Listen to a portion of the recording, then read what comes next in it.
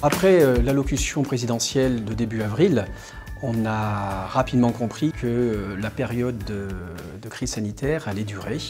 Nous étions dans une situation exceptionnelle, personne n'avait jamais connu cela auparavant. Du jour au lendemain, on ferme l'école, il a fallu réagir. Nous avons donc décidé de repenser l'ingénierie de formation et de proposer une plateforme pédagogique qui permette de répondre à cet enseignement à distance.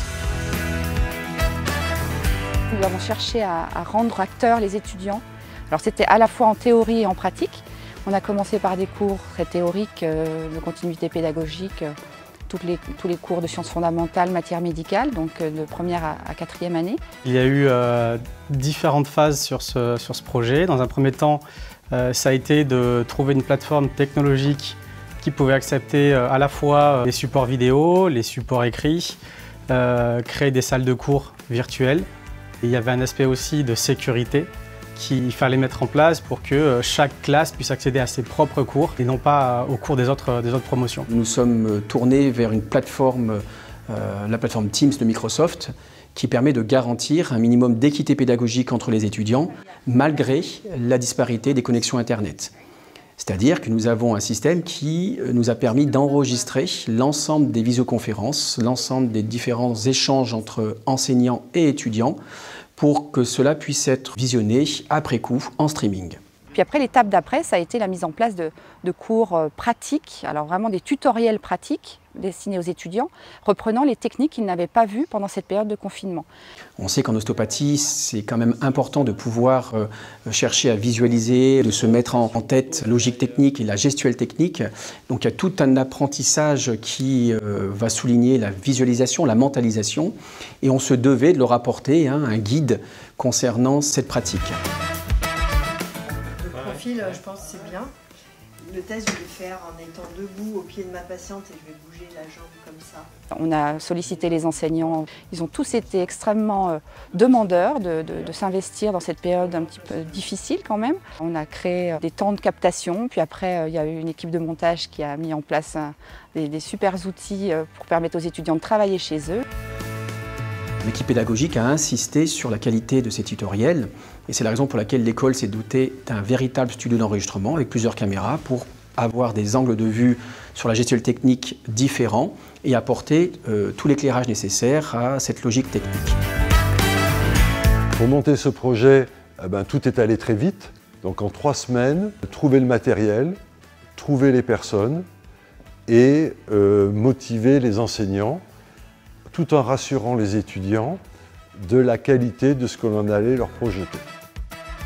Au-delà de l'aspect de tournage, il a fallu aussi du coup accompagner tous les enseignants, tous les étudiants, ce qui représente environ entre 600 et 700 personnes à accompagner au quotidien pour qu'ils puissent s'approprier cette plateforme et l'utiliser au jour le jour. On va venir tester l'ouverture et la fermeture. Alors comment ça marche? Le prof montre les cours en vidéo et ils peuvent interagir avec nous en nous posant des questions à l'écrit.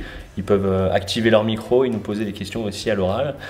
Ou même certains se lancent à activer la visio et nous poser des questions précises sur l'anatomie, nous spécifier certaines zones, quelques exercices qu'ils n'ont pas compris, quelques techniques qu'ils n'ont pas compris. Alors, les voyants, ça nous permettra même à distance d'essayer de corriger les petits défauts de positionnement de manière à leur permettre d'améliorer leur apprentissage et l'apprentissage des techniques. Petite traction. Alors que si tu veux descendre jusqu'au bas du rachis cervical, voire la charnière cervico-dorsale, eh ben, tu vas mettre un peu plus de tension. Quand vous voulez, pour les questions, la première technique, vous vous souvenez, c'était sur ces cervicales supérieures, c'était décompression et traction sous-occipitale. On leur pose des questions sur les techniques qu'ils ont vues en vidéo. Et à partir de là, au besoin, soit c'est des questions directes auxquelles on peut répondre, soit c'est des questions plus pratiques et on leur remontre les techniques et on essaye de lever les incompréhensions qui étaient les leurs. Ça tourne? Ça tourne. Allez, action. Alors, dernière technique de sidération du diaphragme. Donc les 2 techniques les plus spécifiques. Le cours n'a pas été supprimé. C'est simplement la partie théorique de ce cours de pratique ostéopathique d'une durée de 2 heures qui a été accompagné d'un enseignement vidéo de 30 minutes, ce qui donne une sorte de classe inversée, mais après, une fois que la vidéo est diffusée, les étudiants étaient en contact avec leur enseignant et ils pouvaient poser des questions. Les étudiants, bien entendu, dans le cadre du conseil de vie étudiante, nous ont fait part de nombreux retours très positifs, leur permettant de continuer à s'investir et puis de rester très motivés pour devenir ostéopathe, ce qui n'est pas forcément facile dans ces périodes de distance physique. Notre métier nécessitant une proximité physique très importante, qu'on appelle la proxémie, et garantir ça, c'était compliqué à l'heure actuelle. Qu'est-ce que j'en ai pensé? Franchement, j'en ai vraiment pensé que du bien. Les vidéos permettaient vraiment d'avoir une fluidité dans le geste et dans la technique. Le direct permettait d'avoir plus d'interaction avec le professeur. Du coup, les deux supports étaient vraiment très complémentaires. C'était plutôt justement agréablement surprenant, surtout les différents points de vue aussi. Quand on avait les plongées, les contre-plongées, ce genre de choses. Les changements de caméra sont assez intéressants pour voir vraiment tout ce qui va être du côté du thérapeute, tout ce qui va être du patient. C'était vraiment assez complet. Ça avait l'avantage d'être précis et il manquait aucune information et on avait une vraie qualité vidéo.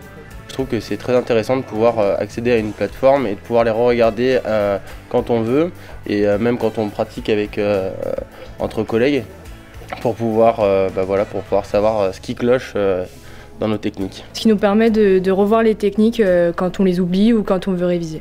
Si on met en place un dispositif comme ça pour toute une année à l'école, en plus de la pratique qu'on a sur place, ça pourrait être effectivement très intéressant pour qu'on puisse nous réviser de notre côté chez nous avec notre binôme ou avec des proches ou d'autres personnes. Ces tutoriels vidéo répondent effectivement à une situation sanitaire exceptionnelle, mais ils vont également permettre d'avoir un véritable référentiel technique qui nous permettra par la suite de pouvoir s'y référer et de compléter l'offre du dispositif d'apprentissage que l'école avait déjà mis en place jusqu'à présent. On était sur quelque chose de qualitatif et cette qualité d'enregistrement a stimulé un apprentissage de qualité et du coup les retours, il y a eu une vraie participation, certes à distance parce que le présentiel n'était pas possible, mais le top c'est quand même le présentiel.